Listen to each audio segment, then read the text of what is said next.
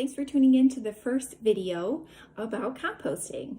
Is composting something that maybe you thought about before? You're not sure if it's something that you really want to get into. Maybe it sounds like it's a bit intense. Maybe there's a lot more involved than you're wanting to do. What this video and hopefully the next videos in this series will show you is that there's lots of different ways to compost.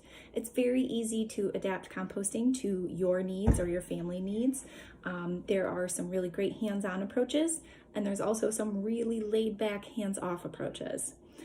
So this first video, what I'm going to do is show you what my family does. I'll give you some tidbits in here, and then we'll go outside and I'll show you my compost bin. So to start with, what my family does is we actually put our composting scraps in our freezer. We started out with the stainless steel bin, and while it worked really great, what I wanted to do was a much less hands-off kind of approach to it. I didn't want to buy new filters, and I didn't want to worry about bugs.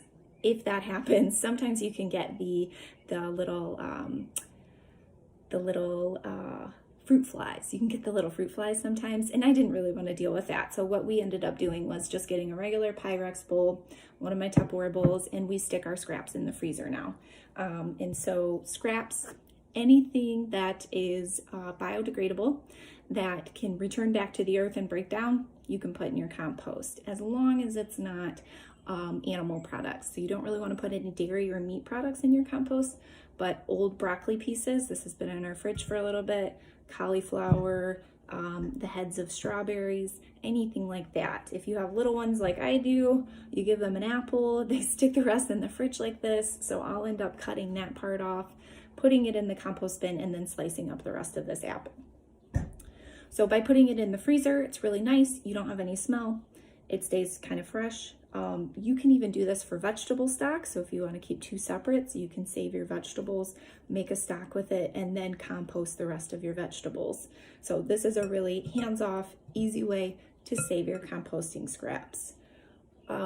This works really good for your kind of wet scraps, your green scraps, because if I were to leave these out, they could grow some mold if it gets a little warmer outside. And so with putting this in the freezer, it doesn't do that.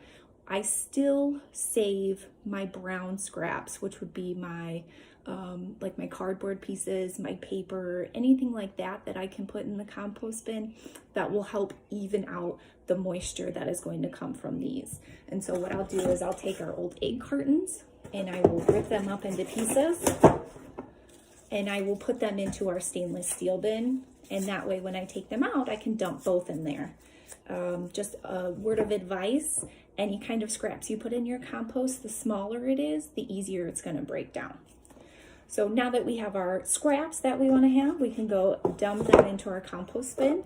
And I will take you outside, show you how we do it. We have a little bit of a larger compost bin because we also have chickens, and we put lots of those in there, and we put all of our yard waste in our compost also.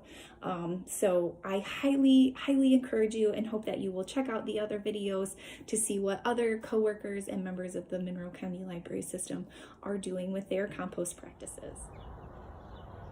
All right, so this is our compost bin. We have a 2-compartment compost bin.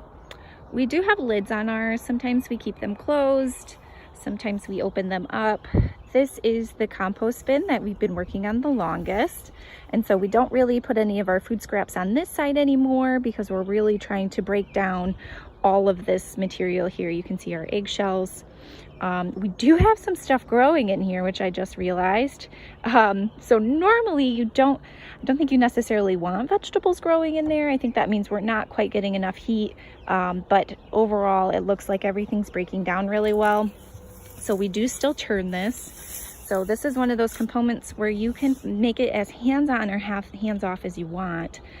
We regularly kind of turn ours, and by turn I mean we just stick a fork in it and move the dirt around.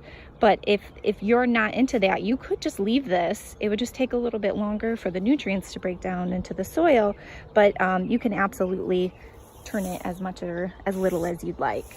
So as I'm going through here, you can kind of see the change in the color of the soil. This is the compost bin that we are adding to right now, and you can see that we have our grass clippings. We do have chickens, so we put our chicken bedding in here. It is safe to put your chicken droppings in here. And what we do is when we drop our food in here, we cover it up with the grass clippings and our dry matter, so like our green matter. So the grass clippings, the wood shavings, that's all of our dry brown matter, rather, sorry, and our green matter is in here. So sorry to move the camera on you. If I there we go. Now you can see some of our food that's been buried in here a little bit. So you do want to have your food covered up, that way that heat can really work in and start to break those down for you.